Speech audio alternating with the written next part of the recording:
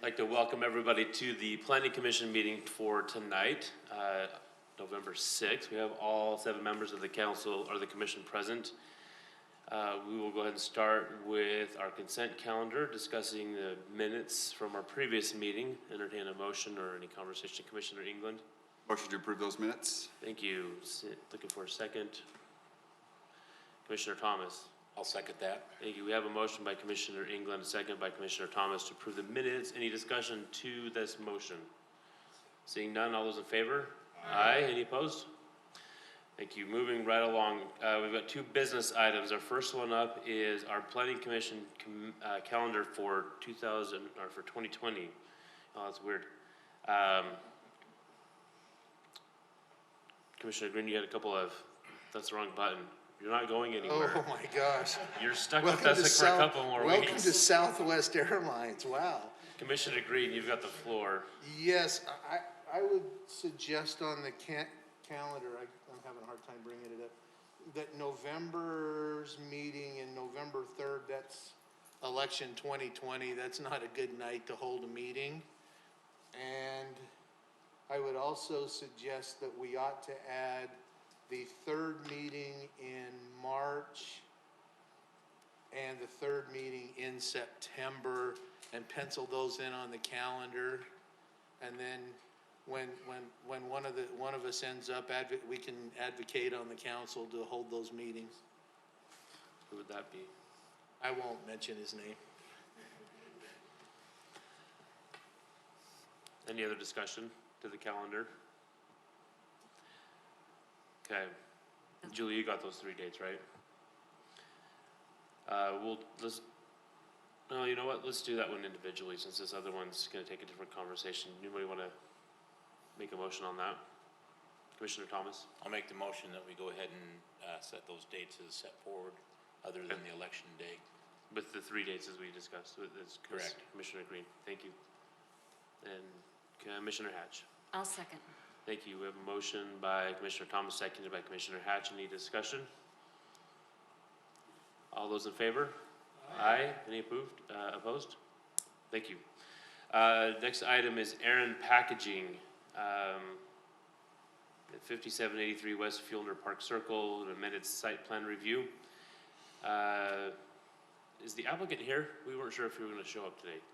Why don't you come forward and give us a little bit of an idea of what you're talking about so we can visualize it a little bit better. I've got John Peterson, is that you? I'm James Whitmore. I'm the builder, Dave Peterson. Okay, perfect. If you'll just give us your address as well. We've got Mr. Peterson's. Give me Your address just for the record, please. 1432 West Salmon, like the fish, Caddis, which is Caddis Drive, Bluffdale. Thank you. All right, go ahead and show us what you've got. Okay, we don't have any of the plans up, do we? Larry, can you click the next screen? Another one. Okay.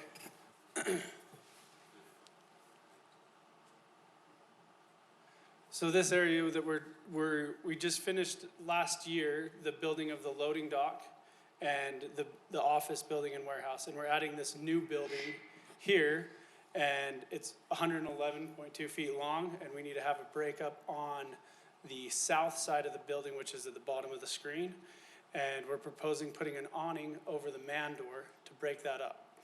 We'd like to also note that the adjacent property that's to the south or at the bottom backs directly up to another building that's just as long. So there's a narrow alleyway between the 2 buildings, if that makes sense. So we don't feel it necessary to have a significant structure to break up the length of that building. We'd like to keep it simple if possible. So pretty basic, really. Commissioner England. Question I have, it's hard to read off the prints there. How far away from the corner or the edge is that man door on that south side? And right now we have it at 7 feet set back from the front. And if need be to break it up within that 100 feet, we will move the man door in further. So I think that's the concern we have just with the code. It still leaves you with the over 100-foot span there, which code requires be set back, be broken up, so. We have no objection to moving that door further in. Perfect. A few feet just to make that happen. Great. Thanks. Commissioner Luthi. Yeah, I think we discussed this in the pre-meeting, and I think if you're allowing to move over so that you're less than 100, we don't have any problems with what you're proposing. Cool. Commissioner England? And one other thing I think we talked about, as the code's written, it says the canopy be the height of the building. Obviously, we don't, I think we're all in agreement here that it would be over the door would be appropriate, not up on the roof. Yeah, we I would don't know how prefer tall that. your building is, but 15 feet above the door would not be appropriate, so. Yeah.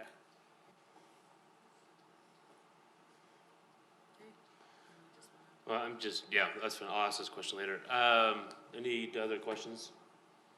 Mr. Page, we'll bring you back up if we have any questions for you guys. Thank you, Chair. I believe it's been explained fairly well. The Planning Commission just needs to determine if what they're proposing meets the design and architectural requirements for breaking up the wall plane. You know, particularly if a 6-foot canopy would be fine to break up the wall plane and where that is positioned, particularly the height above the door, as was mentioned by Commissioner England. So I have nothing else to add at this time. Yeah, I have got a question. Sorry, I was distracted because I was trying to pull this up here on, he said something that struck something with me. So I was pulling it up on Google Earth. The building that's to the south of that is 7 feet away, you said, right? Like a narrow alleyway.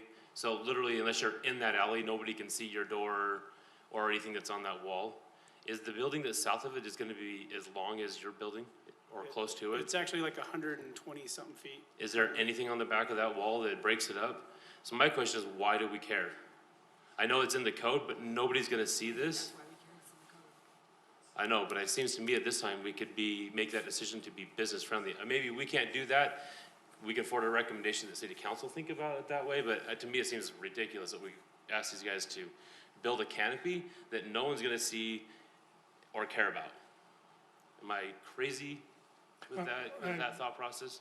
I don't think that, you know, using your discretion, because the code is there for a reason, and that is if it's visual, so that you don't see this blank wall like the old Kmart wall, as we used to call them, because you could see those from the road or if you're driving around. This is a no man's land between these two buildings. You know, there's zero setback in the industrial zone. I actually think to require something in there, you know, could become a safety hazard for firefighters or something else. And so I think that you're perfectly on point. I would only do it on the side that it actually makes sense to do it. So I think that you're fine legally to do that. Okay, because- I'm just thinking that when we did, the new Anayas Market, different zone, different area, that was so close that we didn't require any of that breakup, even though technically it was part of the code.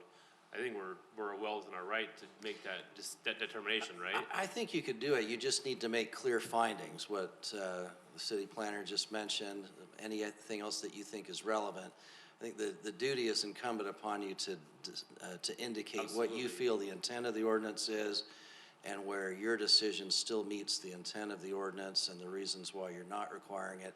So then you're not setting a precedent, and if somebody decides later that you're treating similarly situated businesses differently, you can cite, no, here's the reasons upon which we made the decision. So I'd just make that clear in your motion. Trying to see if there's anything in here we can lean on. Commissioner Thomas. Yeah, I had a question, if that's going to be a door that's being used No, by your it's employees and stuff? It's merely for fire egress. Okay, then my suggestion is you're gonna have a cement pad. You probably ought to go ahead and put some sort of canopy, because you wanna make sure that during wintertime and stuff, that it is properly maintained for even free egress. Okay. You don't think that, as Mr. Goddard said, that it could be a fire hazard, having anything whipping around down there with the, Okay, being a, you're the firefighter, so I'm asking you. yeah, that's why I don't think so. I'd be more concerned about a firefighter, somebody getting around there and slipping and hurting themselves, actually. Especially if they're not using that only as a fire egress, and so it's probably not gonna be maintained real well as far as, snow removal and stuff like that. Okay, That's just food for thought. I appreciate it, thank you. Commissioner Green. I'm reading through this ordinance, and personally, I think we need to amend it. As I'm looking at this as the ordinance, B1 that talks about multifamily residential zones, commercial zones, and office zones, specifically says when it faces a public or private street or adjacent to a residential zone, and it has to incorporate a wall plane or projection. The manufacturing zone doesn't have that same level of intent, and I'm not comfortable reading that into it. The problem that I have next is that if it goes, the next thing is it goes to build number 3. What we're trying to say is that a canopy is a wall plane projection. And you go to B3 in that section, and it says, buildings in a commercial office and manufacturing zones shall incorporate at least one of the following architectural features in the design of the building's facade. And it talks about a repeating pattern, texture change, material mode, canopy, yada, yada, yada. But I don't, is the intent of B3 to say that's a wall plane or projection when you go to paragraph 4, and it says that the wall plane projection shall extend from or be set into the predominant horizontal plane not less than 8 inches and integrated and not to appear to be an afterthought. And it can't be less than 24 inches for columns. So the question I have, and I'm gonna tell you, I think this ordinance is terribly written, is that are we saying that in paragraph B3, the texture changes, material module changes, canopies, porticos, overhangs, those are all wall plane projections? Is that what we're saying? Okay. I agree with you that common sense says we can't have any projections on the other wall, but there's no exception for that like there is in B1, so I'm at a conundrum. I'm gonna think about this for a second. Commissioner Hatch. I thought we were only talking about doing this canopy on one side. Is that correct? Okay, somehow I thought we were talking about doing one on either side. We're only talking about one side of the building. Okay, Yeah, thank the other you. building already backs up to the loading dock, so it's broken up well Okay, within the one- distance. Okay, thank you. Anybody else have anything they want to add? We've sure made a mountain out of this molehill. Something so simple. Commissioner Green. It is simple because the ordinance requires us to break up the building, but it's not simple because technically the ordinance requires it on the other side. And I think common sense says we don't waste money there, but the ordinance doesn't allow it. The other, I mean, clearly the door, the one thing that Commissioner England, you brought up, clearly that door on the south end has to be moved into the building so that we get less than 100 feet breakup. I think that has to occur. And so the plan has to be amended. So whatever we recommend, we've got to talk about contingent on the door being moved. I don't know. I'm still torn on the requirements, but I don't want to have to try to amend the ordinance and make them come back either, because I think common sense says, but it is something I think we probably ought to look at adding a section into the ordinance there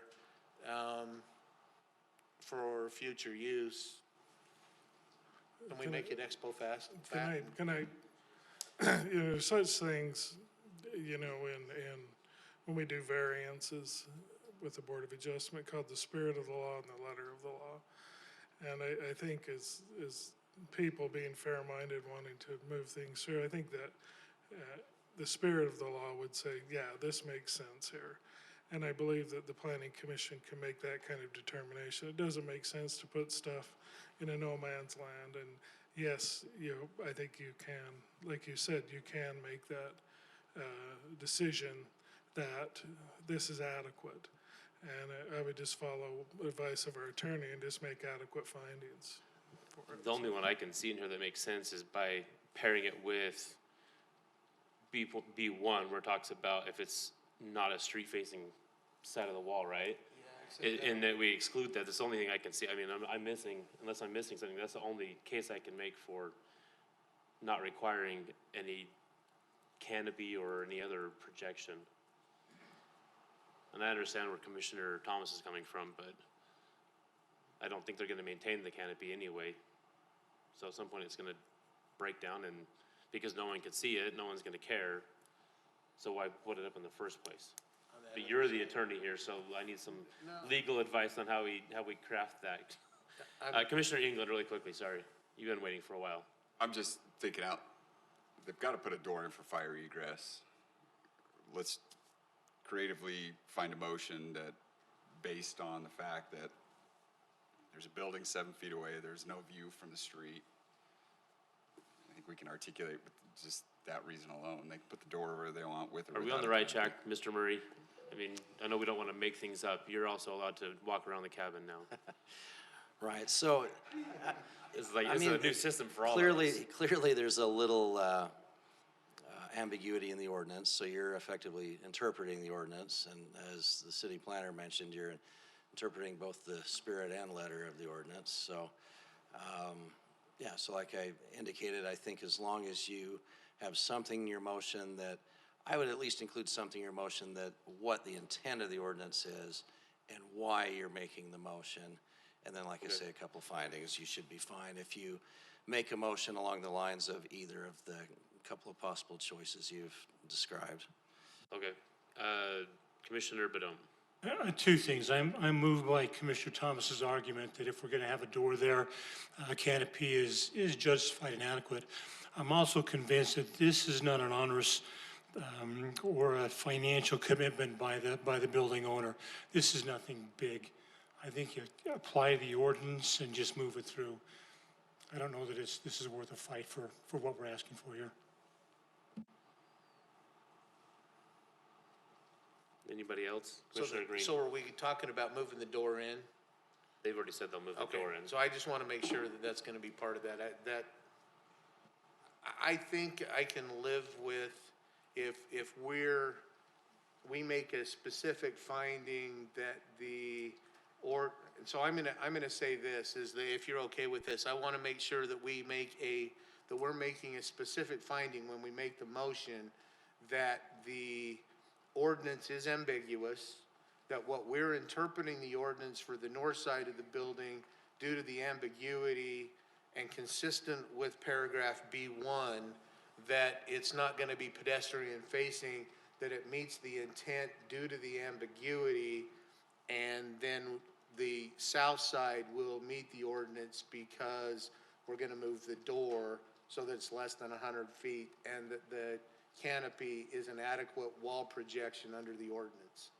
I think that would cover everything if you had a motion along those lines. Go for it, Commissioner I'm gonna Green. make that motion that we approve based on just what I said. Julie, did you get all that? Or kind of? All right. We have a motion on the table. Commissioner England. Do we just want to add, work with city staff, since we really don't have a visual representation? I would agree with that. Okay. Is that a second then? Yes, that's the second. Okay. We have a motion from Commissioner Green, seconded by Commissioner England. Any further discussion to this heavy motion? All right, seeing none. All those in favor? Aye. Any opposed? All right. Thank you for hanging out with us, guys. All right, we are moving along here. Our first public hearing is Dutch Brothers Jordan Landing. Commissioner England, Do we want to, at this point, we can just do it now.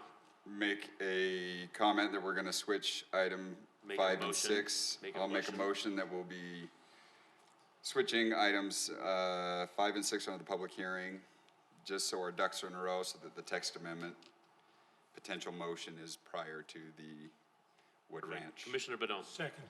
We have a motion from Commissioner England, seconded by Commissioner Badon. Any discussion to that motion?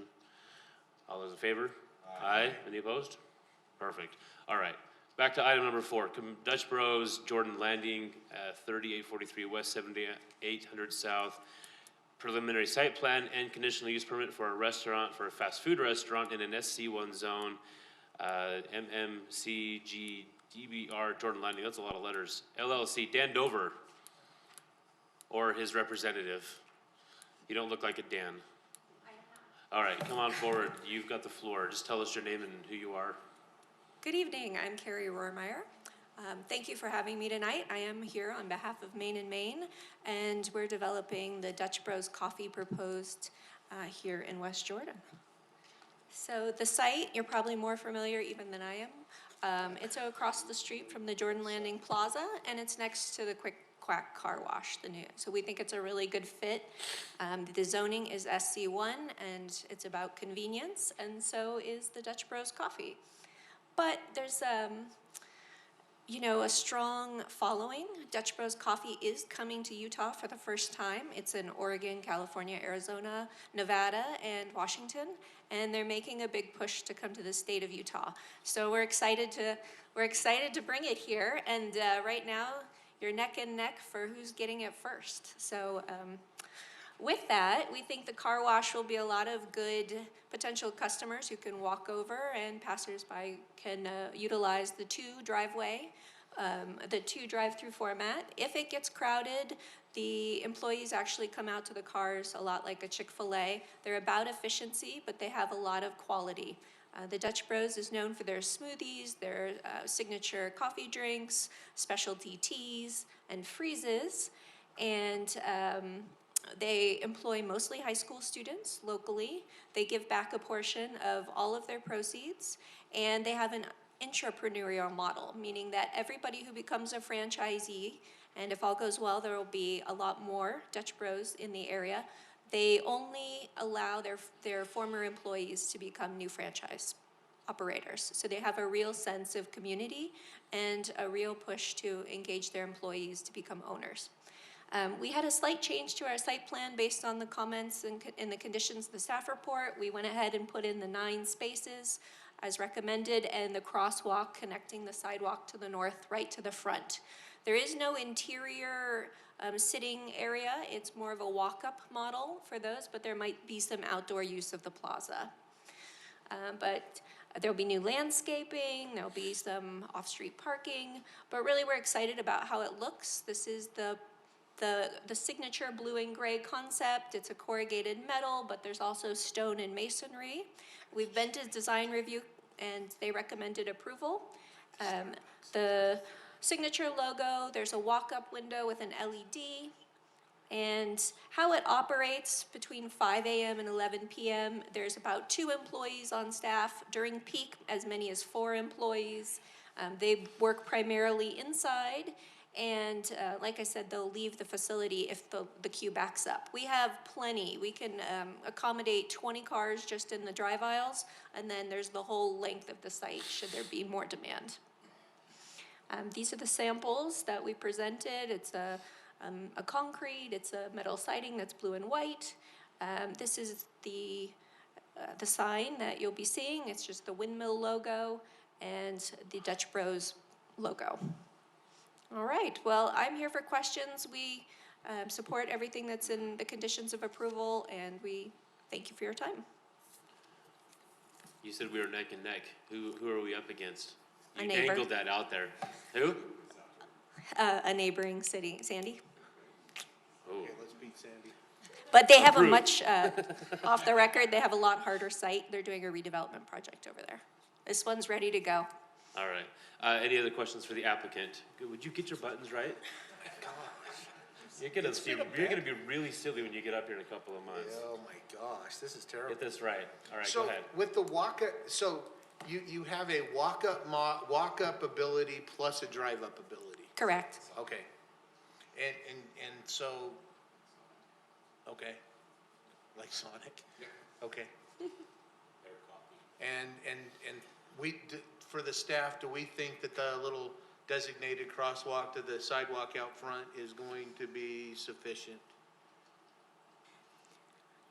That crosswalk has not actually been officially submitted yet. I've kind of looked at it. It will probably work, but I don't have an exact answer for that yet. Okay. It works in terms of ADA requirements for grade. but we can work through that. That was a comment that came out of design review and something we can work through in the building permit process. So I guess on this map, how do the cars come in and go out? Okay, so 7800 to the north, there's a driveway that's existing that serves the Quick Quack Car Wash. We're coming right after that. So we'll be looping straight in, down towards where think you you've see the got a trash laser. enclosure. You've got a laser Ah, pointer in even there. better. Now, let's see. So you come in, you go down and around, and here's the 2 queues, and then out through the front. There's also the opportunity to go out to 3800. Okay. So there's 2 points of entry. So the crosswalk's gonna be in the middle of the egress of the people leaving the drive-up. It won't affect them when they're coming in, but it would affecting going out. It will be up here. Okay. That's true, but there's no way in the front of the site to not cross the entrance that's existing. What about the connectivity between you guys and the car wash? Yeah, we encourage that. Right now, this shared reciprocal access easement is not being used frequently by the car wash, so it's a safe space for people who are vacuuming their cars are actually parked right along that road, so they can come right in. Okay. Commissioner Greer, did you have any more questions? Any other questions for the applicant? All right, we will save you some time after the public hearing for any additional questions. Thanks. Let me turn that back on. This way. Someday I'm gonna figure that thing out. Ms. Elgin, I think you've got this one, right? My iPad turned off, Yes. so I don't have my thing up here. Okay, so this site, Carrie did a bang-up job of presenting. I think she covered just about everything. I will reiterate, it is in an SC1 zone, and it's designated as neighborhood commercial. It meets all the intent of the code, and staff recommends approval of it based on that. Any questions for staff? Cool. All right, this is our first public hearing, so we'll go ahead and open up the public hearing for this item only. So if you're here to speak about the Dutch Bros Jordan Landing item, please come on forward and share your thoughts. Just please share your name and address for the record as you do, and you've got 3 minutes when the clock starts there. My name is Rick Perkins. I live at 7864 South, 3800 West. Quick Quack just is right next to me. My concern is traffic. I mean, I never thought I'd pull out of my driveway, open my garage door, and there's traffic backed up. And that's on a day that the car wash is full, and it's one that vehicles come in and out of constantly. So now we're gonna have that extra. Now, I know they're saying that people are gonna exit on 78, and that's what they said about the car wash too, but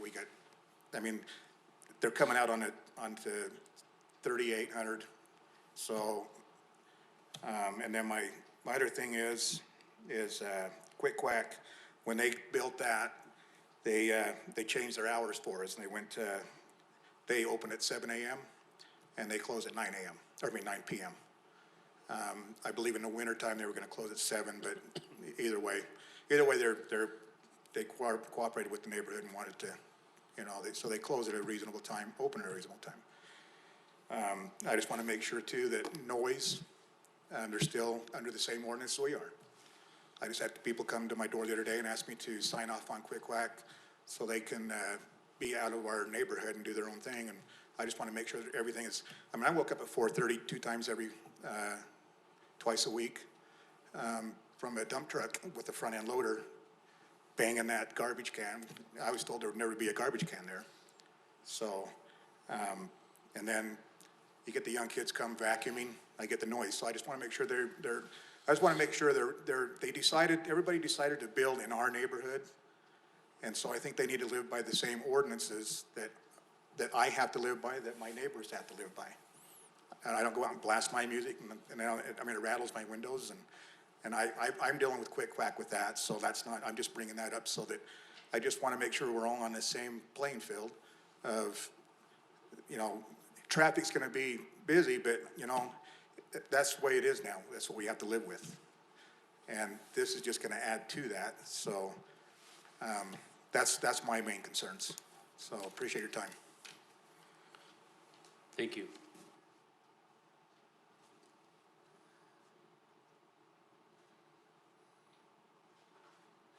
Hi, I am Jolyn Alder. I'm at 7948 South, 3800 West. So I live on the same street, just down the way. And so there's not many here. I just wanted to voice our opinion, I think. I think there's concern about traffic. There's always problems with the light. So I guess we could call, I felt like if I called West Jordan, they would tell me to call traffic and engineering. So I'm like, that is part of, I think, city council or whoever, our leaders, to pass the message, not just to say, hey, I can't be bothered with you, you call them. Because we are backed up a lot. So I think another food place will just make it worse. So I don't know how to do that except to, if it's zoned for business, then they should make sure our light does make sure it helps that flow.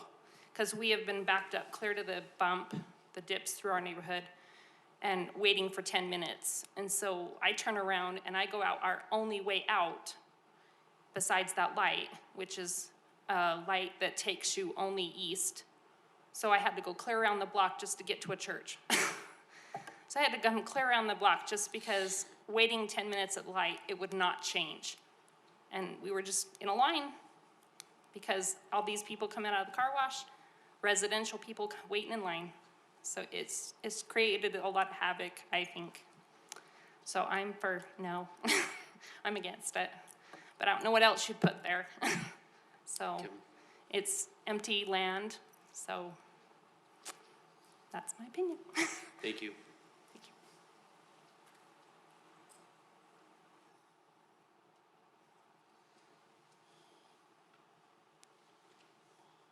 Good afternoon. My name's Travis Mimmet, and I live at 7906 South, 3800 West. If you guys could pull up that site map really fast, I'd like to talk about that a little bit. She was saying that they come in off of 7800 South with the flow going out into the neighborhood and or vice versa. We were told the same thing with Quick Quack. They currently put cones across that and route them through the neighborhood and into their business when they're running promotions. They back up 78th on that. I'm also with the concerns of traffic, not against the business or anything, but if they're putting 2 lanes in there with the business right next to them buddying up with the same property, how are they gonna control that traffic? That's my biggest concern. I've lived there for 16 years. I can tell you when I open up my garage door and I count the cars going down it, it's probably 3 times the volume. You guys have done traffic studies there, told us there was supposed to be a bump in on the left-hand turn lane, never came out. It seems like once it's zoned, and or Quick Quack was told McDonald's, you guys sold the property, well, they sold the property 3 times and was able to put in there what they wanted at that time. All I'm very concerned about is the traffic, the area, and the stuff that comes along with it. Noise is a very big thing that I've dealt with the, you know, you can put up signs that say no radio, but as they pull in and go through, they're solely walk up or drive through. They don't control those people and what their radios and everything. So it ups the volume of noise in the area. It's still zone residential, just down from there. So it's very concerning. Put up some noise walls maybe, I don't know. But the traffic, the noise, it's gotten substantially worse in that area. We've had traffic studies done. Last I was told 950 cars go down that neighborhood that has a no through street in it. I don't even count 100 homes in there. That's a substantial amount of traffic that goes nowhere, unless each home has 8 vehicles in them. So that's the end of mine. Thank you. Thank you. Anybody else?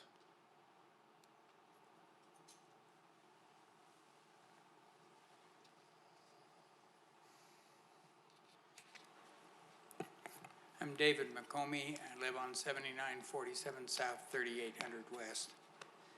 I have a concern about the safety of adding more cars in that area.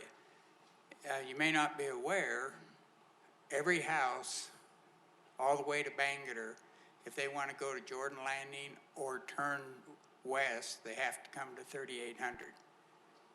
That's an old 235 subdivision. There's lots of houses in there. We seem to get numerous wrecks on the intersection already. And some of them I've thought, you know, what happens if we get a house fire? You're a fireman? You're a fireman. What happens if we get a house fire and we've had a big wreck in that intersection? There's no other way in. It's a problem. And I'm an original owner, so I've been in my house for a long time. Second concern is the irrigation ditch to the west of that site. When the original zoning stuff, we were told that they were going to encase it and back it up to Perkins's property, and that's never happened. And is there any thought to that been given, that maybe they could encase that, put a way out and in west of the building, otherwise build a, you know, some kind of a feature over the canal? The people on the west probably wouldn't appreciate that, but it'd sure help our problem. Thank you. Thank you. Anybody else today? Okay, seeing none, we'll go ahead and close the public hearing, bring this back to the planning commission. Yeah, I wrote down some notes.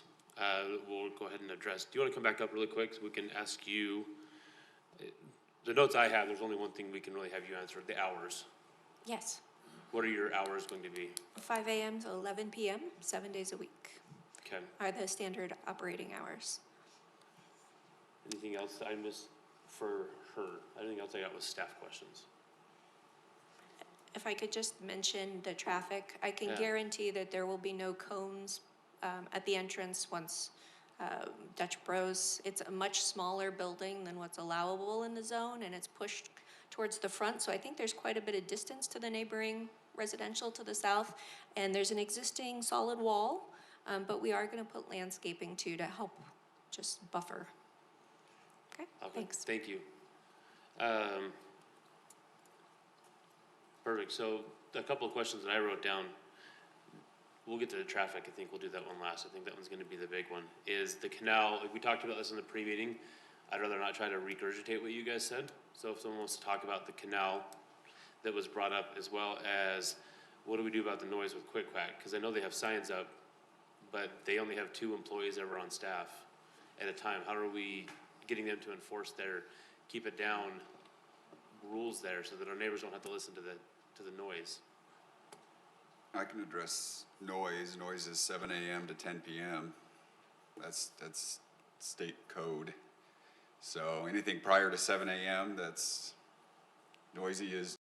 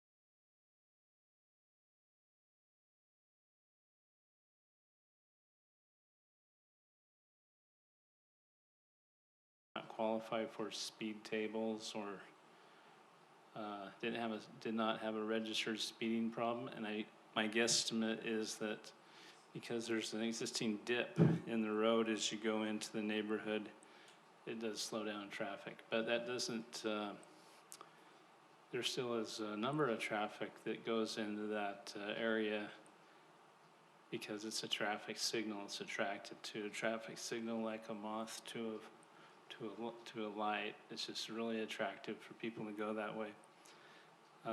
One of the arguments from the neighborhood was, do people come from Jordan Landing heading south, believing they can drive all the way to South Jordan on that road? And I think that's a valid issue. And one thing we might consider doing is adding more dead-end signs, maybe a flashing dead-end sign, so you realize that's a dead-end street. If you have any questions for me, I'll give it a shot. One of the other concerns that they had wasn't so much about the speeding. I didn't hear anything about speeding. It was the amount of traffic coming through there and how the light backs it all up because it doesn't seem to change frequently enough. Is there a way we can do a study just on the frequency of the lights changing so we can move traffic through that neighborhood? One of the neighbors said that all of the traffic going into Jordan Landing or trying to go west has to come down 3800. It seems to me that we need to find a way to move that light through a little bit quicker so they're not waiting so long. So are you asking for the northbound traffic out of 3800? Correct. They can go westbound, go straight across into Jordan Landing. Yeah, that's a function of the traffic demand on 78 South, so it's a balanced traffic demand. I don't know if Sensor use, sensors.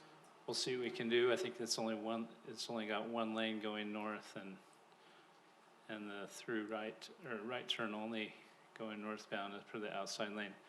So we could, if we could buy a couple of houses and add an extra lane, that might be one answer. Someday we could buy a couple of those houses and widen the intersection. I think that would be an appropriate solution to get more traffic through there. Okay. Any other questions for Mr. Baranowski? I've got some comments. Commissioner England. On this topic. The two issues I see, if you look at an overhead map of this neighborhood, there's only one way out if you want to come out onto 78 South and head west, and it is that light. So there's two different issues here. You've got this whole neighborhood, which is quite a large neighborhood, that is being fed through one street, compounded with the issue of, sounds like Quick Quack is diverting cars by use of cones onto 3800 West. So you've got those two issues. It's not a problem if you live in this neighborhood and you want to go east, then you can come out on a couple of, it looks like at least one other road. But the issue is, if you're trying to turn west off of 38th, again, compounded with the issue of Quick Quack possibly diverting traffic onto 38th West for whatever reason by the use of cones. What we do to fix that, I'm not sure. Does that make sense? Commissioner Green. And I agree 100%. I think we've talked about this intersection for years. But I think Commissioner England makes the valid point that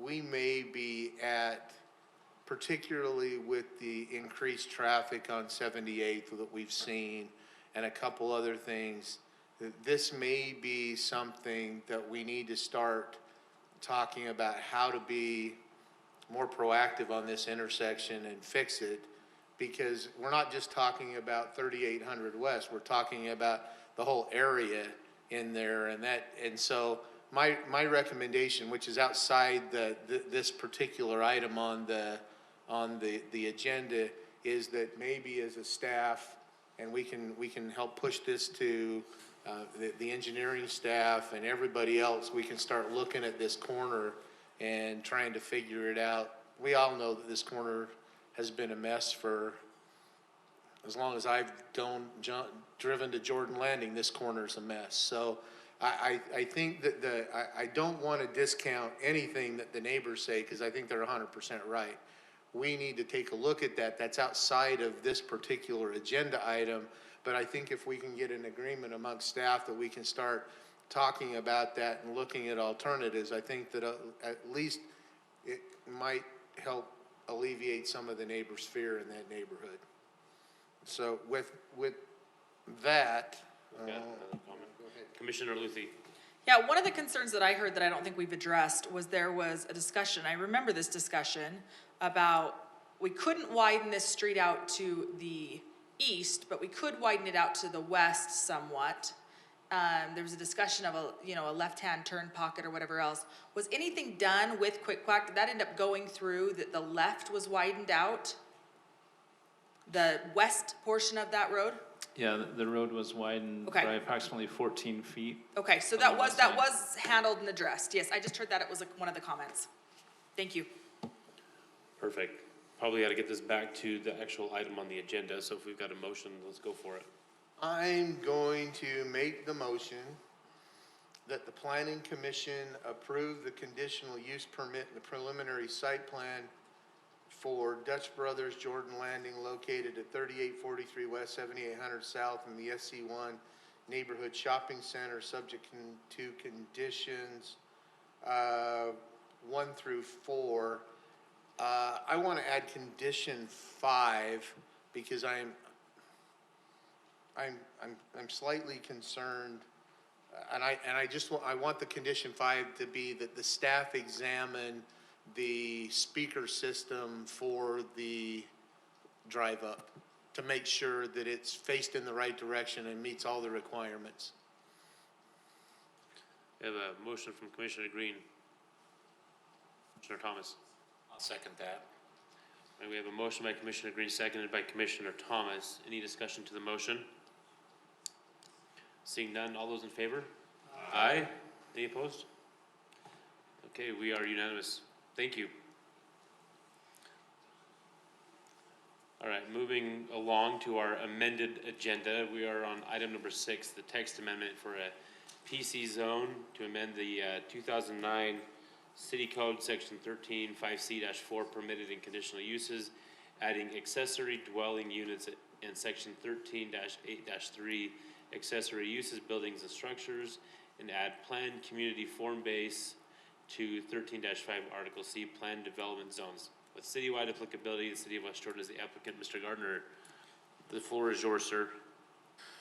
So we'll talk about, oh boy, this is a great slide. This is my Oh my best gosh. work, I want you to know. Let me put my glasses back on. Did you get paid by typing it? I want you to know, I think I violated every rule of PowerPoint presentation right here. There's no other one that I cannot. But what we talked about, and in the moderate income housing plan is, and as I said in the pre-meeting, the city gets pressure from the legislature to do something about the moderate income housing, or as they call it, the affordable housing issue that is occurring throughout the state.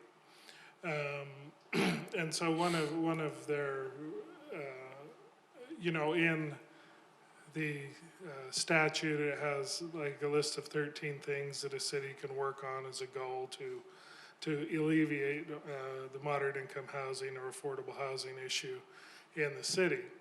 And with last year, the passing of the moderate income housing plan, we had a set of goals, and we didn't really address the accessory dwelling units at that time because with the general plan committee, it was not a popular item at that time because we were looking at putting in existing neighborhoods, and quite frankly, that needs more study and more, open communication with the residents of the city before that occurs. But the one thing that, where as staff we feel like would be appropriate is in new PC zones, anything zoned after November 1st, 2019, accessory dwelling units would be a permitted use subject to all 18 of these conditions. And I won't go through all of those, but what they do is they will mitigate the impacts, hopefully, to the neighborhood. There's two different types of accessory dwelling units, a contained and or a connected and a disconnected. The disconnected, of course, would be a small house in the backyard of a lot over 12,000 square feet in area. You know, there's areas that, you know, it talks about that there's only one on the lot. It's either contained or a connected or a disconnected. It's not both. And additional parking needs to be installed. The owner of the property needs to live either in the main dwelling or the accessory dwelling unit. So it's not like it can become this, oh, I've got this property, now I've got this, all of a sudden this duplex rental property. That's not the intent of it. And then it also requires a permit from the planning department. And when that's property is sold, they need to come back and reapply for that permit. So it's not automatic. It doesn't become a property right in any way. It's done by permit. And if they do, you know, violate any of the conditions, then the city could actually revoke that permit. And so it's basically, so it'll be a new development. We feel like if you put it in when the development is being constructed, there's no fabric of a community established that it will upset at this time. And so staff feels like this would be a good approach to adding accessory dwelling units to the city. Another accessory dwelling unit to the city. We already allow them in rural residential zones as a conditional use, but I think this would go a long ways in help fulfilling one of our goals of the moderate income housing plan. So staff recommends that you forward a positive recommendation for this. Question for you. What is the definition of a temporary absence on item 5, on condition 5? How long is temporary? It's a good question. Need to define it. I would say it's probably somebody who, a senior couple that owns it, and say they go on a 2-year mission or a 3-year mission. Then they say, well, our whole intent is to come back to the property. So I think they would just have to communicate with the city. I don't know, maybe they're 6 months in Aruba. You know, they just have to communicate that I'm gonna be temporarily gone at this time, so. Should we add something on there that says temporary absences as approved by Yeah, we can do that. staff? I can do that before it goes to the city council, yes. Commissioner Thomas? I just had one question on item 2, where it's non-transferable. How can we enforce that, or how do we enforce it if they sell the property and there's already a dwelling on there? Are we going to require them to remove that if it's not, doesn't meet those permit qualifications? No, I don't think it will require them to remove it. We'll just remind them they need to get approval. And so it's basically the approval is to make them aware of the regulations that we do have. So now, is it going to be an enforcement problem? Of course, every ordinance is an enforcement problem. I was gonna bring my second question, so. It seems like if I own the place and I have one, and then I decide to sell or rent my place out, and I kick those people out, but I mean, how do we enforce that? I mean, I've got the unit back there already. Who's gonna make sure I'm not cheating back there? So you're saying you're the property owner? Yeah, if I just rent my main house out and move out, Yeah, and so it'll probably be up to an enforcement issue. Some neighbors will see, well, none of these people own this living here, and so it'd be on the city to enforce that. So it would have to come by complaint because we don't receive this information by osmosis. It has to be someone neighbor with a complaint or something like that. Commissioner Green? 2 questions. Actually, 1 question and a suggestion. But on the first question, are we subjecting, since we're assuming that the ADU in general is going to be a rental. If it is, do we need a section in here that subjects it to the business licensing rental or business licensing provisions of a regular rental? I think our business license regulations already adequately cover that. Will But cover I that. can put something in there that it meets the business license code of the city, yeah. I think that, and then my suggestion is on number 8, where the floor space of an ADU shall compromise no more than 35% of, I think it says, never mind, I just read living area. Because I know a couple of our other ordinances talk about square footage and not living area, and I just saw the living area, so never mind. I think that'll cover my concern, is that it doesn't include garage space or anything like that, so, cool. Does this require the homeowner to also own the ADU? Or could I have a half-acre lot or a 1-acre lot and say, you know what? I don't wanna go to the city and subdivide this, I'm just gonna let somebody, let Calvin buy an ADU and put it in my backyard, and he's the one paying the mortgage on that thing.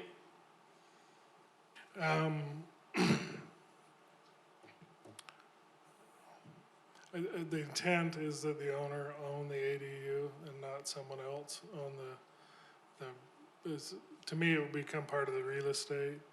And so we don't want it to become a temporary, pull on, pull off type thing. But so I can modify the rules that state that it has to be owned by the property owner and not. I'm not trying to find exceptions, just thinking kind of out of the box a little bit. Sounds like you're a good man to get around the rules, huh? I like that, I do like that idea. You're gonna pull a trailer back there. Not in my backyard. All right, any other questions for staff? All right, this is a public hearing, so if anybody wants to wade into this item and come on forward, the time is now yours. Seeing none, we'll go ahead and close the public hearing and bring this back to the planning commission for discussion or a motion. Commissioner England. I was gonna do a motion, but did you wanna add a Commissioner condition? Green, are you? I'm just thinking out loud, and I'm just doing one more thought, and then I'll shut up. I'm wondering that with the ADU, if we shouldn't have, and I don't want to say that there's a public hearing or anything, but I'm wondering if we shouldn't have some sort of public notification requirement that notifies the neighbors that we're adding that so-and-so's applied for an ADU and we're making you aware of it, so that if there are issues, you'll notice there's a change in the neighborhood, and if there are issues, this is who you call, or something like that. I'm just wondering if we could add something. It's just a thought, but it may be something, because then that'd help go to enforcement and everything else. If the neighbors are all know and we're transparent, then it might make it easier to manage. And I'll add that in the application on number 1. It says an application checklist. We'll just make that a checklist item, so. Commissioner England. Go for it. I move that the planning commission forward a positive recommendation for this application. Seconded. We have a motion from Commissioner England, seconded by Commissioner Quinney. Any discussion to the motion? All those in favor? Aye. Any opposed? Excellent. Moving along. Back to item 5. Welcome back, guys. This is Wood Ranch, 7400 South at U-11. So can we talk about the form-based zone ordinance prior to the Wood Ranch application? Is this 2 different things? Yeah, it's 2 Oh, different things. sorry, I missed that. Like I told you in the pre-meeting. Hold on, put on the brakes. I was the one that messed up the agenda, Okay. not Julie, so. I was wondering where that was, but I figured whatever, Yeah. okay. And so, Screech I the ball think we for saw a good example earlier with the architectural features in an industrial zone required by a zoning ordinance. I think that you can understand that, wouldn't that be better if it was implemented in a design, if the design of the building really governed that rather than a zoning ordinance? Because then it's like trying to pick something out of the zoning ordinance, well, you can add this, this, or this. Where if it was really designed correctly from the beginning, if we had an ordinance that had some way accomplished that, the form-based zone does exactly that.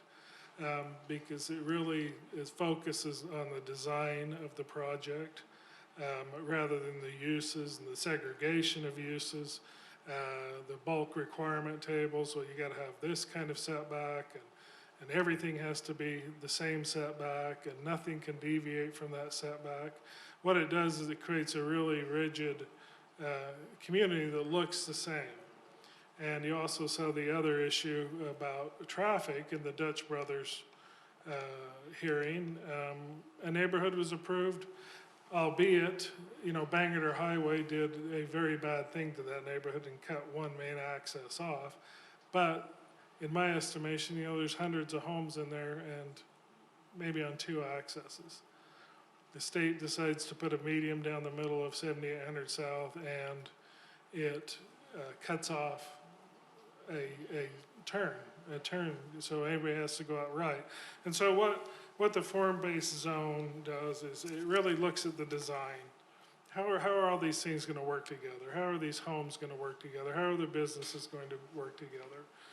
And as you go through this ordinance, I'll go through it quickly. It first has a purpose and intent. And that's, and a lot of the master plan contents will harken back to the purpose and intent. Is it designed well? Is it designed in the right way? And then it has the guiding principles. These are the guiding principles that we follow when someone applies for this planned community form-based zone. And those differ than the regular planned community zone, in that the regular planned community zone really functions on a segregation of uses and a bulk requirements that are all the same. You can't be any taller than this. Every front yard has to be 25 feet, so on. And we're very familiar with that in West Jordan because that's basically how all development's been done here. And so, and then in 13503, it talks about place types or land use types. We have villages, neighborhoods, neighborhood centers. And so it really focuses on putting uses around those centers rather than long linear streets. You try to figure out where a center is, and then it naturally becomes the intersection of an arterial and a collector street. That's where your center is. Where this tries to make all the uses come to that center either by car, by walking, by bicycling, and it makes a logical center for that neighborhood. And then it kind of radiates out. The permitted, and it talks about the uses, intensity of uses. A lot of these centers only work, or they're only viable if you have a really dense collection of people around those centers. If that density is spread out over miles or half miles, then it really doesn't create this center that's active and people like to be in, because it creates a long, narrow, linear thing that, it is what it is. And so these centers are more dense. They create active areas where people can congregate, and there's really a lot of activity and energy in those centers. It talks about open space, what the open space should be used for, permitted and conditional use. If you noticed, mostly all of the uses in the form-based zone are permitted. That means, except there's some major utilities, large auditoriums and stuff like that, because the rest of the uses are designed into the fabric of the community. They're designed for that. It's just not, I guess you can put a building there, but it requires a conditional use. The same as the Dutch Brothers Coffee. It's right next to an arterial street in a commercial zone that's right next to a large lot, single-family neighborhood. If in a form-based zone, that would be designed completely differently. And so it really is heavy on the design and not so much on the use segregation. And the reason they're permitted uses is because they're in the design. There's really nothing to mitigate for the Planning Commission. We also have accessory dwelling units as a permitted use in that zone. There's all different types of accessory dwelling units with the form-based. There's loft apartments, apartments over the garage, basements apartments, disconnected accessory dwellings. And, it's basically the same criteria as what we just viewed, and I'll make the changes there also. And so the minimum zone area of a planned community form-based zone is 400 acres. Now that's 200 acres larger than our regular planned community. Because to get these active centers, these neighborhood centers, town centers, village centers, You need a large area to develop and connect to. And so now areas next to it that want to become a form-based zone, they can be smaller as long as they are adjacent to a current form-based zone, or if the council feels like it's a logical addition somewhere in the city. Maybe this will work in an old gravel pit somewhere in the city. Maybe that's what the Planning Commission and City Council would like to see there. So that's also at your discretion. But right now, the minimum area is 400 acres. And how that is accomplished is a lot in what you're going to see from the Daybreak communities. For a zone change, they provide a master development plan. That talks about traffic connections, open space areas. How is this going to be serviced by utilities? Water, sewer's a big issue in the city right now. Stormwater. What's the mass grading of this going to be? And so that'll all be discussed in the master development plan, as well as a very high-level set of design guidelines that will be adopted with the master development plan. Then after the master development plan, or after the master development plan also is accompanied by a master development agreement. So then there becomes a contract with the city.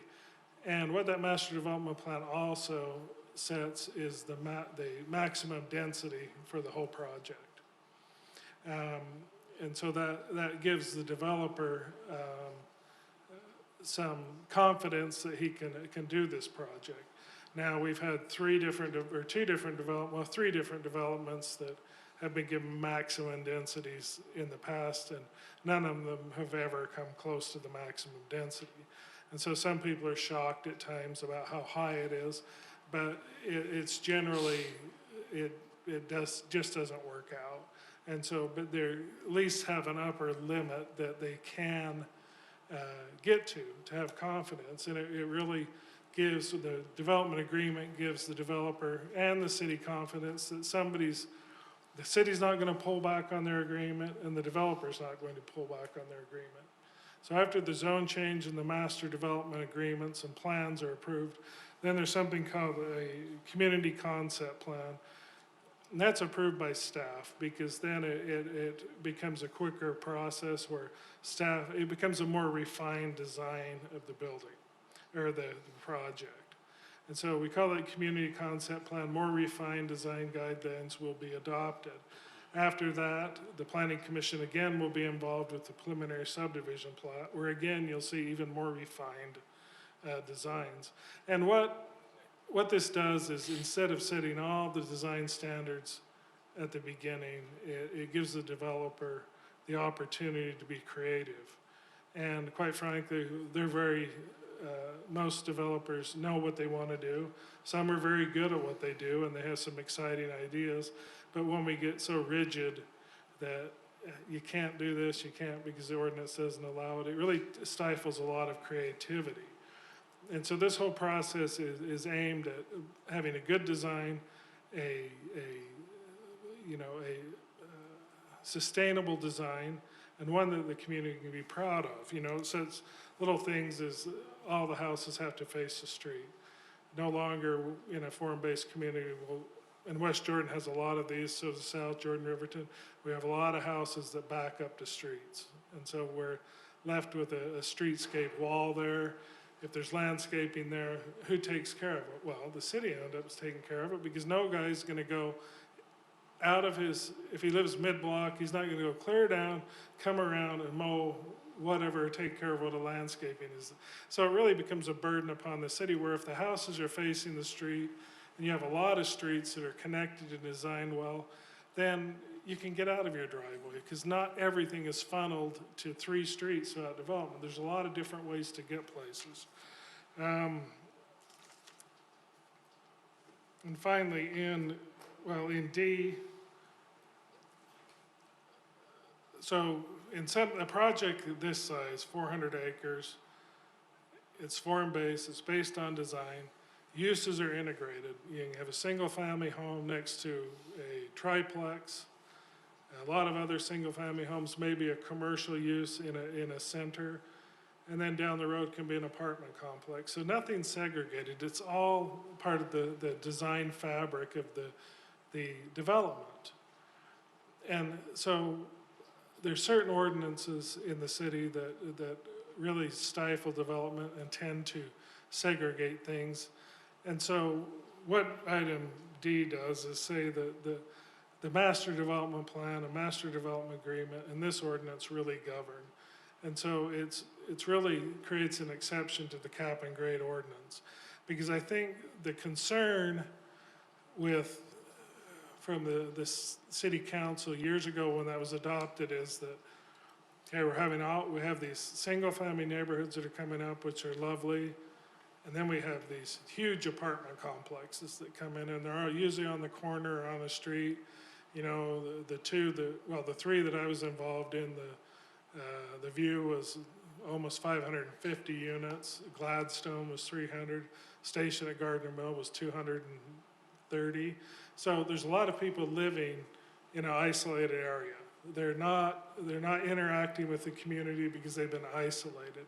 So I think where the design is up front, where you're addressing the single family nature, the multifamily townhome, but it's all integrated into the community.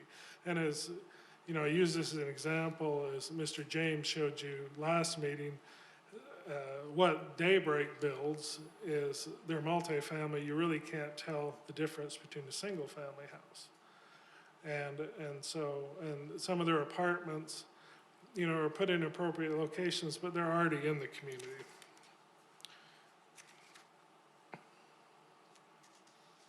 And a lot of it is just how we, you know, how as staff we administer these master development plans, the community concept plans, the final subdivision. It talks about the open space and amenities.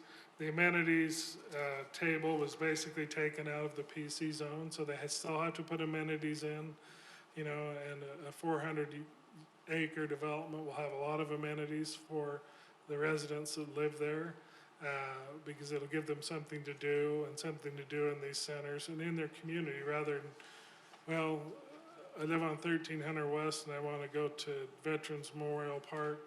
Well, it's difficult for me to ride my bike and take my kids if I live on 1300 West because I have to go out on a collector street and then cross a major arterial street to get to the park, where the parks and the open space will all be integrated into the community. And it talks about, there's two sets of design guidelines that will be required. And one is required with the master development agreement and the community concept plan, which are higher level, and with the subdivision, they're all higher level, talk about the community design. And then the developer will be required to submit for approval a set of guidelines that govern the architecture, the design of the building, how they relate to the street, and that type of thing. And so what it does is it gives the developer a creative license to come up with a really nice community and a really nice product. And I feel this ordinance allows the city enough control that if things do get out of hand, we can say, hey, well, we don't agree with that at this time, and it brings us back talking as the city and a developer. And so with that said, I recommend approval of this ordinance. Obviously, it will benefit the presentation that's coming after, but I was having a hard time fitting a form-based development into the planned community, the existing planned community zone. So I just determined we better write something that will be form-based because, you know, there's thousands of acres out on the west side, and I'm sure that other developers will take advantage of it because a lot of communities are looking to form-based because it does really create a nice community. And I might add that the general plan, that was also a goal of the last general plan, is to look at a more form-based design for larger developments. So I recommend approval of this. Do you have any questions? Commissioner Green. So I've got a couple of questions. If we're looking at 13.5L3, the very first sentence, this is on page 2 of your packet, Mr. Gardner. It says the PCFB zone shall consist of the following land uses which shall be geographically described, and it's got 6, A through F, it's got 6 categories. Does a planned community form-based zone have to have all 6? No, and I think I say that somewhere later. I think we need to clarify what, here's my opinion.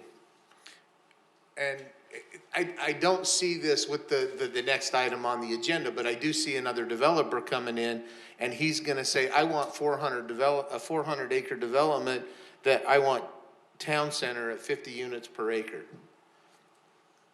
I don't think that's the intent of this, but we gotta have a mix. So we need to say somewhere in there that you don't, that you have to have, and I don't know how to word this, but we need to have more than one.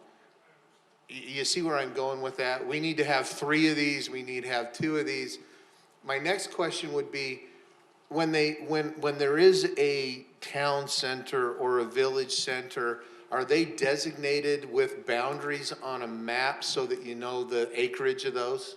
Yes, generally, now, the developer here tonight, he's done that with his master development plan. That will also be required of the community concept plan.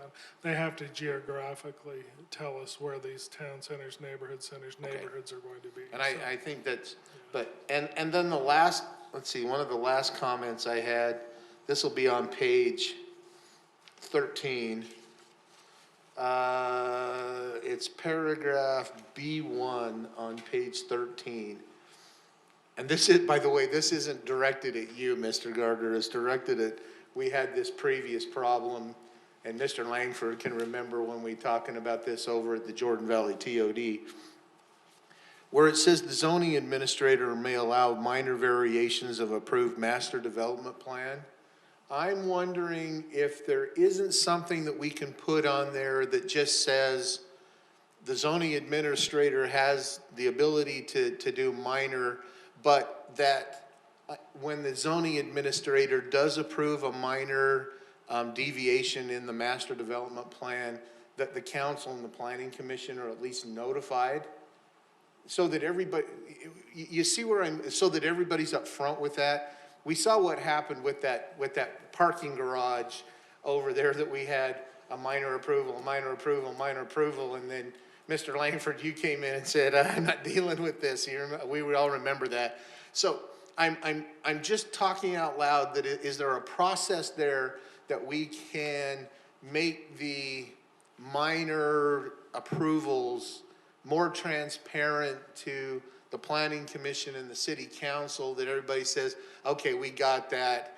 And then if the city council or if the city council says, wait a minute, that's too big, then the city council can go back and say, wait a minute. But at least if we have some sort of if we had some sort of notification to the planning commission and everybody, I think it would make any process more transparent. So Mr. Murray.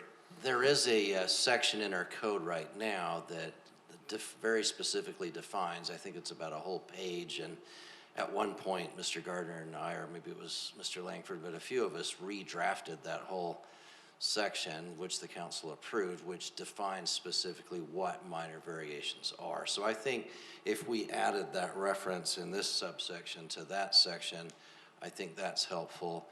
And we could add something in to at least give notice to the planning commission and council as well. And that would probably meet your concern, right? Yeah. If we added those 2 things.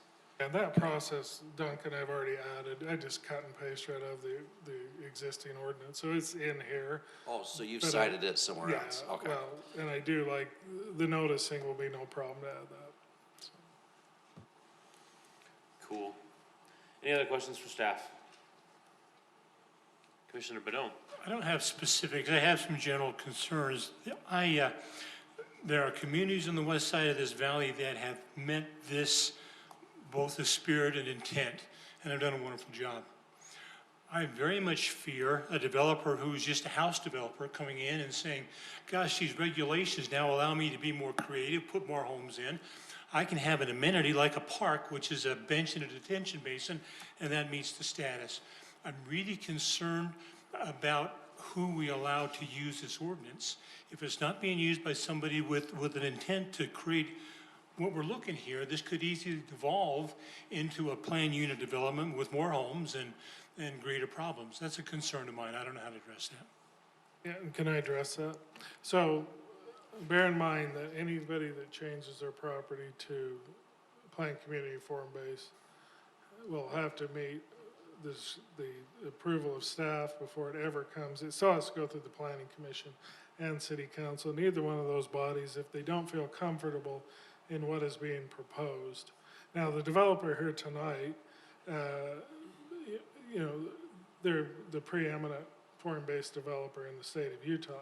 You know, they've been working on this process since way last spring, you know, maybe late winter. And so, you know, they've offered tours, they offered, this is what we do. I would expect the same thing from anyone who comes into using this zone, because it's just not going to be an easy zone to get. It has to really, we have to be convinced that they are really good designers. And that's really what I wanted to make sure, is that there is a review there, so that we don't approve something and it devolves. That's not what we want, so thank you. Doesn't the MDA have to be approved by the council anyway? So they can come in and do whatever they want, but if it doesn't meet the criteria, the council's just gonna say no, thank you anyway. Any other questions, Commissioner Green? I was gonna, Commissioner Badon, I think he's on a great idea. And I think that if we can incorporate in some of the preambles, or at least part of the ordinance that says that the commission or the council has the ability to scrutinize the developer, and does the developer have the capabilities of performing this master development agreement, I think that gives us the leeway that he's talking about. The other thing that and I forgot, so I'm gonna go back to it, and this is on page 18, and it's paragraph 8. We're saying that you have to add a total of 4 or 6 or 8 or 10 or 2 amenities for each other 300 units. I don't like the idea of an entry monument being an amenity into a development. I think, I'm not sure I like the swimming pool, but I can buy it. But, you know, particularly an entry monument, the developer's gonna put up, I'm gonna say this, and I know you guys, but most developments are gonna put up the biggest sign they can to say, come by in our development. So they're gonna put entry monuments in, and I think that's a standard. To give somebody credit as an amenity, I think that's a little bit crazy. The theme lighting, I think, is probably about as far as I want to go with that. The rest of them I think are really good. You know, the pedestrian and the bikes and water features and street beautification and trees and all that other stuff. I think that's the kind of stuff we want to see in the development, but I just don't think a good entry sign makes any difference. So if we can fix that one, I think that we would be better off on that one. Because we saw what happened in some of the other developments when we said, oh, you can add a park bench and a garbage can and get buy-up density in a PUD, and so they added 10 garbage cans and thought they ought to have, you know, twice as much density. So it's the same type of idea there. So if we can look at that, that'd be great. Yes, no problem. I got it. Any other questions for staff? Cool, let's do this public hearing then. Anybody want to talk about form-based coding, planning? Seeing none, we'll go ahead and close the public hearing and bring this back for further discussion or a motion. Commissioner Thomas. If nobody has any more questions, I'll go ahead and make a motion. Go for it. Based on the information and findings set forth in the staff report and upon the evidence and explanations received today, I move that the Planning Commission forward a positive recommendation to the City Council to amend the general plan and incorporate the updated moderate income housing plan. I think that's the wrong one. That's the wrong one. It was sent to us in the email this afternoon. I missed the emails. I can't make that. for it. You got it? Yeah. Now this is the right one. Based on the information and findings set forth in the staff report and upon evidence and explanations received today, I move that the Planning Commission forward a positive recommendation to the City Council for this application. And Commissioner England. Second. We have a motion from Commissioner Thomas, seconded by Commissioner England. Commissioner Green. Can we amend that motion to include the discussion items that we included? Sure. That You Mr. okay with that? Yes. Commissioner England, you okay? Yes, I'm okay with that. Any further discussion? All those in favor? Aye. Any opposed? Excellent. All right, now we're back to the Woods Ranch. Let me get back to the right spot here. All right, 7400 South at U111, Master Development Plan, General Land Use Map Amendment from very low residential, low density residential, and parks and open land to mixed use and parks and open land in rezoning of 464 acres from A5 to PC zone, Daybreak Communities. And Mr. Sontag, the floor is yours, sir. Welcome back. I feel like we're all best friends now. Thank you, Commission. You know, we gave a rather elaborate presentation last time. What I was hoping tonight is we could, since we've provided additional materials to staff could give the staff report, and then Stephen James and I are both available to address any questions or issues that you might have. Is that adequate? Any objection? All right. Thank you. Mr. McCandless. Thank you. You know, since we have gone through this before, I had a bunch of slides prepared, but what I'm going to do is just kind of hit on the main points rather than go through each one of these. As you're looking through this, just keep in mind that we are only talking about rezoning the property that's within the city limits. So it's everything that is basically below that blue line. That's the location. There is an annexation petition that's currently underway for that northern piece. A lot of the documents and diagrams and displays show that additional property to the north, but that's just to give you a sense of how both properties are to be integrated. This is just a copy. We didn't see the land use map at our last meeting. This is just showing what's on our existing future land use map. That's this area. As you can see, there was kind of it appears that when this map was developed, there was kind of a gradation between U111 and the foothills, with very low density up towards the foothills, transitioning to lower density residential and then to medium density residential by U111. There's some areas in here that are shown as open space. It is to look at contour lines and then develop that open space around those contour lines. It's another site for public facilities. I think that was envisioned for a school, and then a park next to it. Again, to the south, as some of you may recall, this is the Oka West Plan community. This is another map that will be new to you, but what it does is it just shows you what we envision as being on the future land use map. Everything in purple would be what's developable. It's the mixed use component of this. As Larry was talking about it, under the form-based code, there is a mix of uses that are planned throughout the entire project. Everything that's in the green would be designated as parks and open land. As you can see, this piece of property that's right here, it's a 103-acre wood farmstead, is all designated as mixed-use land use.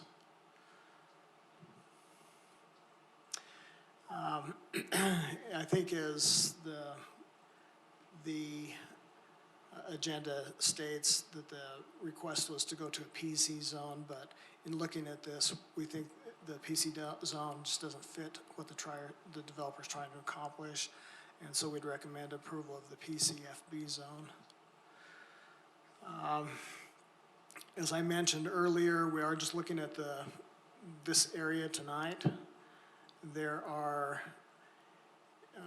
let's see here, the Daybreak Properties is roughly 360 acres, 103 acres for the Wood property, and then Salt Lake County, so there's a total of 636 acres total on both, on the entire property. The area that's in West Jordan city limits itself is 2,163 dwelling units are proposed within this area. And so that comes out to roughly 4.66 dwelling units per acre. The vesting would not include and the rezoning that you're looking at tonight would not include, again, the parcel that's not in the city limits. That would have to come back in after the property is annexed. So in terms of vesting for this area and part of the master development plan, yeah, there will be 3,068 dwelling units for the entire project, but for this area that's within the city of West Jordan is 2163. We talked about I think at the last meeting, of just the neighborhood, the village centers, neighborhood centers, the distribution. Again, the village center for this area, or for these areas, would be located roughly in here. Here, this would include the larger commercial components, and then that transitions away towards the little less dense area towards the foothills. Oh, I added some fancy graphics, but This is much easier to look at.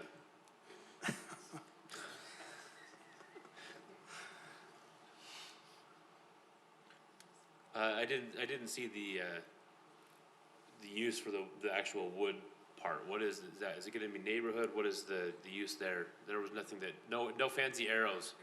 no fancy arrows. I'm sorry.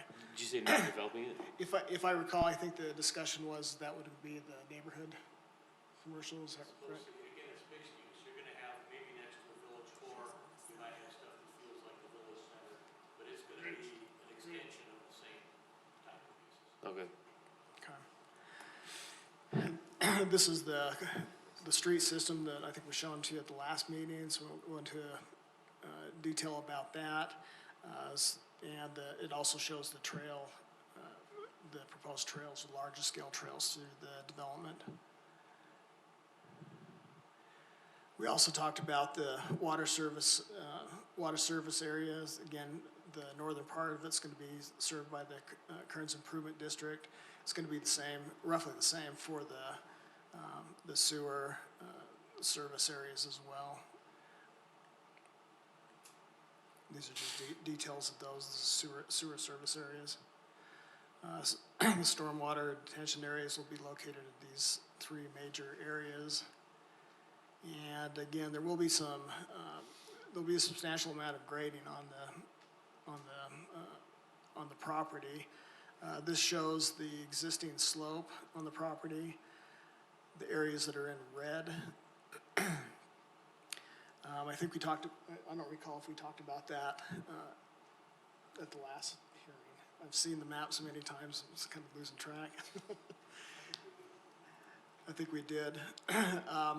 But I think what they're looking at doing is maintaining the integrity of the major slopes along the west side of the property. Just remember the trail system kind of follows that lower contour. There is some grading that will occur in these areas, and if you'd like, I guess the applicant can go through that a little more in detail if you'd like.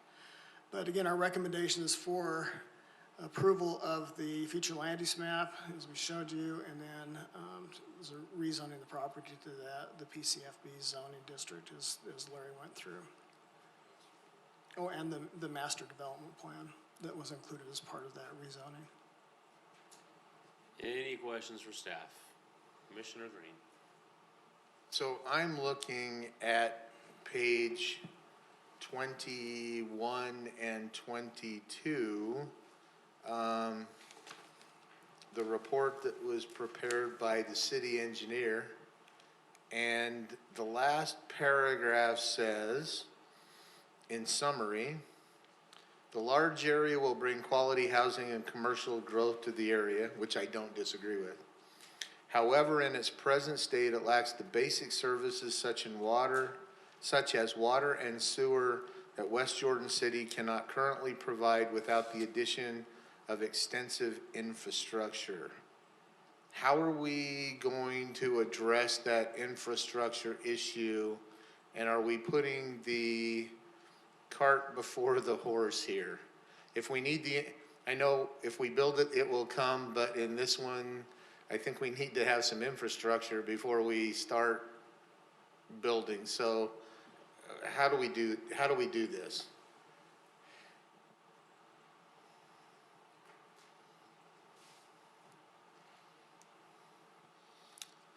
I'm very hopeful that those questions will be answered before it gets final approval by the city council, and that when it does go to city council, it'll be accompanied by a development agreement which will address each element. For instance, with water, we'll need an agreement with Kearns Improvement District, because right now, the city does not have the ability to service water there, and this the applicant is depending on outside service. But right now, there's no agreements in place. Same with sewer. The Kearns Improvement District will be called upon to provide sewer service. Zone 7, which encompasses a sizable portion of this property, is a water zone that currently has zero infrastructure. There's no water tank, no pumps, no method of getting water to Zone 7 to service Zone 7. And the only way that'll occur is for funding to be derived and determined and build that infrastructure. I think the applicant, and we would agree, would tell you that this is a project that'll take place over a lengthy period of time. And we know that Zone 7 will come online in years ahead, but right now Zone 7 is not on any of our current priorities. The money that we have for water infrastructure is already being directed towards improvements to Zone 5 and other zones. So, right now it's a ways out, and these are unanswered questions, and that's why I put that in the report. And I believe that there's a lot more discussion and effort to be taken to craft the development agreements that'll basically itemize these things and make more determinations on that. But this being a preliminary plan, it's more of a planning document, but it's not really a defining document in terms of serviceability. And if I could add, it's just a prudent notification to the developer, to the commission, that the things that Nate just discussed have to be done before council approves this. And Commissioner Green, you sit in a unique chair, well, you'll have that opportunity. So anyway, there are a lot of moving pieces and many financial decisions, both who installs the initial infrastructure versus long-term maintenance. There's a lot of discussion to take place, and that will be encapsulated in the development agreement. So my concern is that when we start talking about rezones and the findings, one of our findings has to be that it will not adversely affect it or impact the neighborhood and the community as a whole by significantly altering land use patterns or requiring larger and more expensive public infrastructure improvements and wastewater and all ad infinitum. The problem is that we can't make that, I guess this is my conundrum, we can't make a finding of fact that says that it won't adversely affect the neighborhood because we don't know what's going in. Can you see where I'm going? Is that the finding of fact says to build this development, it's not gonna affect the city, but the city's already said it is gonna affect the city, and we need to have all this other stuff in place. And so that's my conundrum, is how can we make a positive finding of fact when, maybe you can help me out there. Well, and if I could, and you guys correct me if I misspeak, but this developer's gone to great lengths to look and analyze our current future land use map, which our water and sewer models are modeled after. I believe it's around 900 units or so, 911 units. And so they are not increasing the demand that we have anticipated with, and the remainder of the balance of their development will be served by the Kearns Improvement District. I believe that's, correct me if I'm wrong, but yeah. Because we're talking about 2,600 units in West Jordan. But, most of the first phases of this will all be serviced by Kearns Improvement, who is currently putting in a 4 million gallon water tank to service this and other developments in West Valley. They have the sewer infrastructure in place already, and as Scott said, on our master utilities plan, for lack of a better word, what they said that the maximum amount in this area that we would be able to provide water and sewer for is 900 and some units. They're not exceeding that in the West Jordan portion. The rest of it will come from the Kearns Improvement District. So they've gone outside the city to try to alleviate a city issue, because the city, you know, and I understand where you're coming about with the finding, but you can't disrupt something that we've never even done anything with. Because the city's done nothing out there because there's been no reason to do anything out there. And I believe that development has, you know, in this last few years has happened at a rapid pace on the west side. It's every part of this valley on the west side is just growing at a very rapid pace. And so the city has gotten behind on infrastructure needs. Now it's our requirement to provide those utilities. Now, some of them will come faster, some of them will come slower. This developer's chosen to go to the Kearns Improvement District, who said that they will provide these services for this. And so that's something the city doesn't have to worry about in the interim. Now, we still need to be working on infrastructure. And this isn't the only piece of property that's going to be affected by that. I mean, there's hundreds of acres, and we're 6 tanks behind and that type of thing. And so the developer, quite frankly, if they want a tank sooner than later, they're going to have to upfront the money and get paid back in the future, because the city just doesn't have the cash laying around to build tanks, or they'd be built. And so I don't know if that answered your question, but it you know, that finding, it's always, to me, it's how can you disrupt something that's not there? Yeah, it'll disrupt the crickets and the antelopes, but that's not an infrastructure issue, so.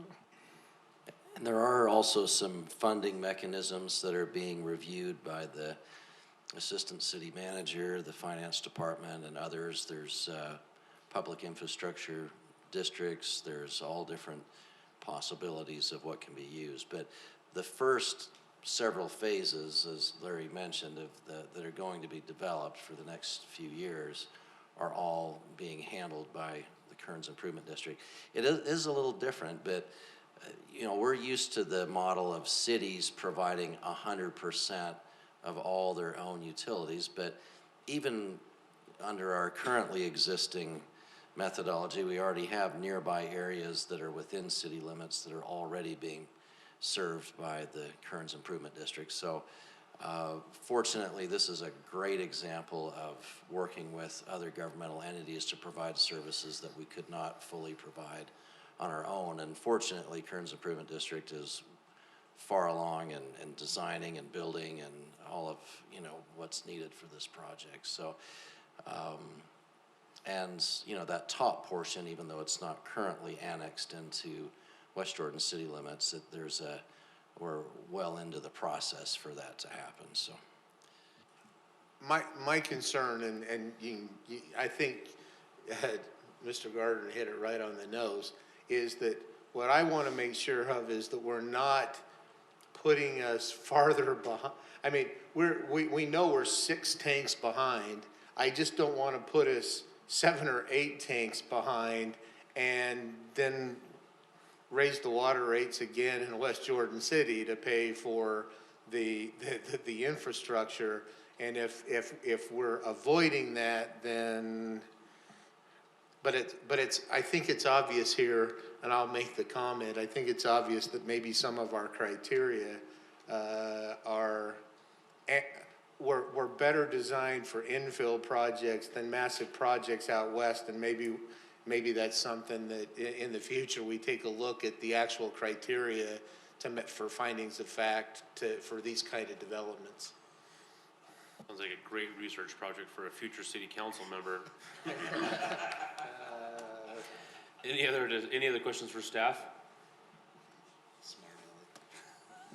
Just trying to provide a little levity to the meeting here.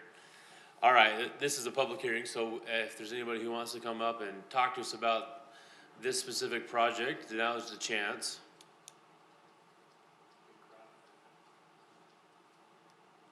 Seeing none, we'll go ahead and close the public hearing, bring this back to the planning commission. I forgot to ask, does anybody have any questions for the applicant, or have we asked them enough questions? Okay, discussion time, let's discuss Can I just amendments. volunteer one comment? Sure. Commissioner Green, I'm a planning commissioner myself. When I looked at the application and the criteria, that conundrum popped right into my mind, all right? And that is why we made a point of including service from the city for only the 900-plus units that are already covered by the existing zoning, so that you could have a finding of fact that the zone change we're requesting here does not increase that utility burden. I mean, that concerned me, so we thought about that. Thanks. And as a planning commission, I recognize that that is often a challenging criteria you need to address. It's easier at the city council because you have the full packet of information and dealing with all of those items. So.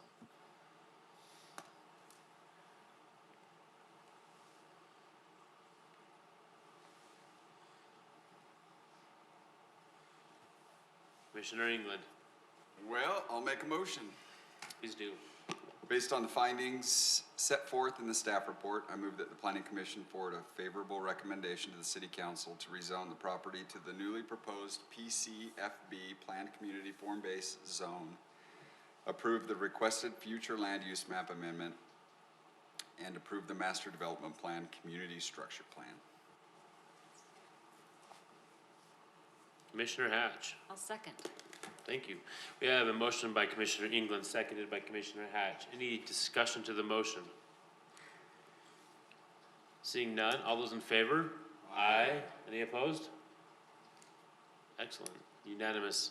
All right, that takes us to. Can I ask one question? I'm gonna. No. Do we have to, with the adoption, assumed adoption of the form-based PC zone, do we need to modify the cap and grade zone again, or did we already? There's actually a part of the ordinance that addresses that, right within the ordinance that you passed earlier. It mentions that it's essentially exempt from the cap and grade. Mm-hmm. No, I'm good. I just wanted. Will you put it up on the screen? With the small print. All right, we're good. I think we all got it. Yeah, thank you for your continued partnership. Last item is the general plan amendment, amend the moderate income housing plan. Again, West Jordan City is the applicant. Mr. Gardner. Be ready to be wowed. Just look at this. Oh. Man, can you believe that? It's a work of art. And so I'm not going to read all these. These are, what this is the legislature passed a statute requiring cities to address moderate income housing, over 13 things. 13 or 14 things in the statute. The city, West Jordan already does the majority of them, and since we have a fixed guideway rail system, we're also required to address that. And so, what this is up in front of you is a rule that was passed by the Department of Workforce Services, who is in charge of implementing the statute that the legislature passed.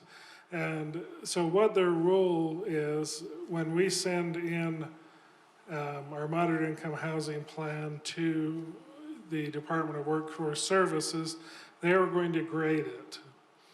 Now, at present, the grading, it's not affecting anything, but the legislature's toyed with some few ideas about funding for projects, even distribution of Class C and D road funds. And so they've really come up, and this is how they grade it. So does our goal, what's the strategic policy goal? What's the specific outcome? How will the entity monitor this goal? What kind of resources is the city going to give to this? And then what are the barriers? I can't talk. Barriers to implementing this goal. And then you can see that last one is, and we have a fixed guideway rail system. So then we need to talk about these last two. We need to encourage higher density or moderate income residential development near major transit corridors. The city is already doing that with Jordan Valley TOD project. I believe if anything ever gets done across the street here, there will be a section of that will be moderate income housing, or you can reduce the parking requirements, which is already being done in the Jordan Valley TOD. So we don't have to invent anything there. The city's already doing that. There's other communities that aren't, and so but that will be their issue and not ours. And so this is the vision, preserve moderate income housing and where appropriate, creation of new. You can see the first one, the first goal really talks about what we're already doing and continue to use our CDBG funds and our home funds for down payment assistance and emergency home repairs for income qualified people. It usually goes to senior citizens who are in their moderate income range, usually the low to middle moderate income range, but they just don't have the money to repair their home if the water heater goes out, the furnace goes out, the roof, and the city expends a couple $100,000 a year of block grant money for emergency repairs. And so what does that do for moderate income housing? It keeps it livable for people that are there. Okay, and what are the barriers?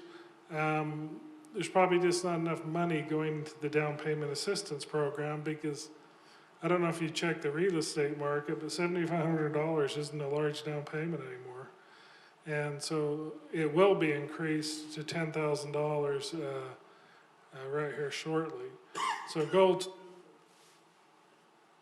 two is to,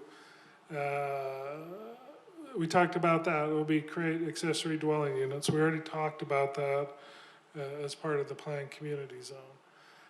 Goal three, create new moderate income housing as a percentage of new housing and planned developments. We already have that in our plan, in our update to the planned community zone. We require 5%, no more than 10% of the units be moderate income housing.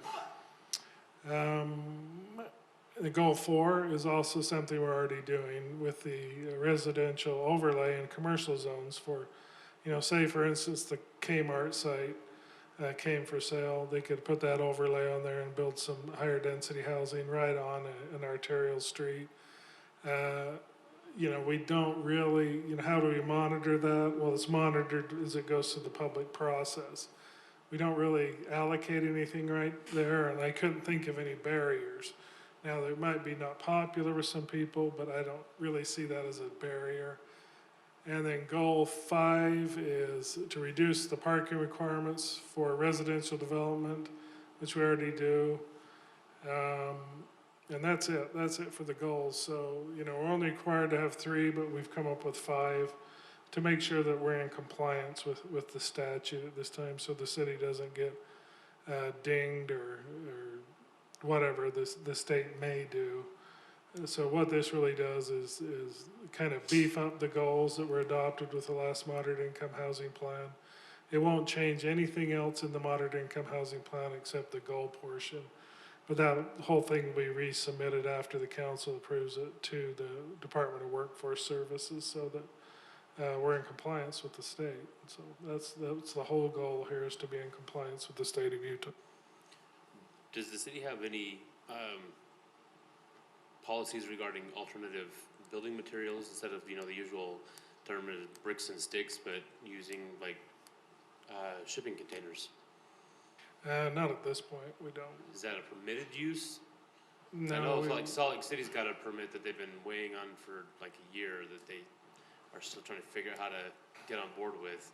And it reduces the, I mean, when we're talking about affordable housing, we're still at a $300,000 medium, a starting house here. That's not Yeah. really considered moderate when you can get a unit like that for much less. It's a much cheaper build. And I think that's a goal that's worthy to, I'd have to do more research on it. I can certainly add it to next year's goals and bring it back, so. I mean, they're a good way to use to make the ADUs. The project that's in Salt Lake, I think, is a 6-story apartment complex. It's gonna be like 40 units or something like that. So, I can direct you to some specific ideas on that offline. Any other questions for staff? Commissioner Green? And I think Commissioner Corning is, if we don't get ahead of the tiny home or small home movement or something, it's gonna hit us and we're not gonna be ready. So I think he's absolutely right. I think that's something that we ought to look proactively at to see how, if there's areas or places that might work or something, I don't know, but I think you're right. I think we need to take a look at that and be proactive, because if we're not, it'll hit us and then we don't know what to do. Any other questions for staff? Great. This is our final public hearing item, so if anybody wants to come on forward, the time is yours. You're the last man sitting. All right. Seeing none, we'll go ahead and close the public hearing and bring this back to the Planning Commission for further discussion or a possible motion.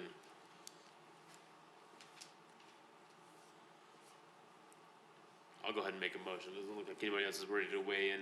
Commissioner Hatch, go ahead. All right. I will make a motion based on the information and findings set forth in this staff report and upon the evidence and explanation received today. I move that the Planning Commission forward a positive recommendation to the City Council to amend the general plan and incorporate the updated moderate income housing plan.